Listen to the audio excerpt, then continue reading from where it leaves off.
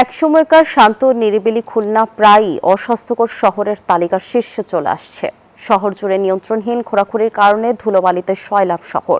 অপরিচ্ছন্ন পরিবেশ, ইটভাটা ও মোটরযান থেকে নির্গত বিষাক্ত ধোঁয়া দূষণের মাত্রা বাড়াচ্ছে দিন দিন।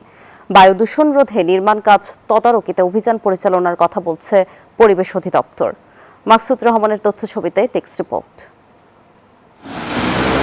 চারপাশে আবছা ধোয়ার মতো ধুলো, শহর জুড়ে নিয়ন্ত্রণহীন খোঁড়াখুড়ি, ভবন নির্মাণ, যেখানে সেখানে ময়লা আবর্জনা, ইটভাটা ও গাড়ির কালো ধোঁয়া, সব মিলিয়ে এক অস্বাস্থ্যকর পরিবেশ। এমনই চিত্র খুলনা শহরের।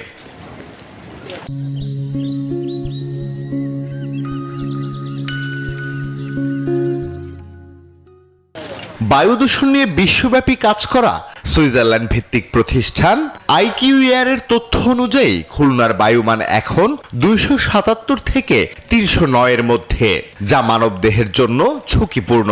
2020 সালে বিশ্বের 5টি শহরকে স্বাস্থ্যকর শহর হিসেবে গড়ে তুলতে কাজ করছে বিশ্ব স্বাস্থ্য সংস্থা। এই তালিকায় থাকা খুলনা শহর যেন এখন হাঁটছে উল্টো পথে। খুলনার আশেপাশে যে সমস্ত ইটভাটাগুলো রয়েছে, ইটভাটার যে ধোঁয়াগুলো রয়েছে, সেগুলো খুলনা শহরের পার্শ্ববর্তী অবস্থিত।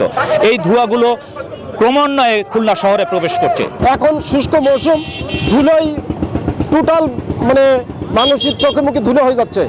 সরকারি দফতরগুলোর ব্যর্থতায় আর নিয়ম না মেনেই ভবন নির্মাণ ও রাস্তার পাশে ইট বালু সিমেন্টের ব্যবসা পরিস্থিতিকে আরো ভয়ঙ্কর করে তুলেছে বলে দাবি এই নাগরিক প্রতিনিধিদের। ব্যবসার নামে যে রাস্তার পাশে উন্মুক্ত অবস্থায় যে ইট বালি এগুলো বিক্রি হয়, ইভেন সিমেন্ট পর্যন্ত, এটা আসলে খুবই ভয়াবহ চিত্র। এটাকে দমন করবার জন্য প্রচলিত যে আইন রয়েছে সেই আইনের বাস্তবায়ন দরকার। দূষণ প্রতিরোধে খুলনায় অভিযান পরিচালনার কথা বলছেন পরিবেশ অধিদপ্তরের এই কর্মকর্তা। সিটি কর্পোরেশন এবং কেডিএ বা অন্য সংস্থা, তারা যদি তাদের কন্ট্রাক্ট ঠিকাদারদের উপরে এই নিয়ন্ত্রণটা করে যে তারা যেন নিয়মিত পানি স্প্রে করে বা যেসব মিটিগেশন মেজার্স নেওয়ার কথা আছে ওই নির্মাণ কাজে, সেগুলো যদি মেনে চলে, তাইলে কিন্তু এটা খুব দ্রুত এটা কন্ট্রোলে আনা সম্ভব। খুলনাকে আবারও স্বাস্থ্যকর শহর হিসেবে গড়ে তুলতে সমন্বিত উদ্যোগ নেওয়া হবে, এমনটাই প্রত্যাশা নগরবাসীর।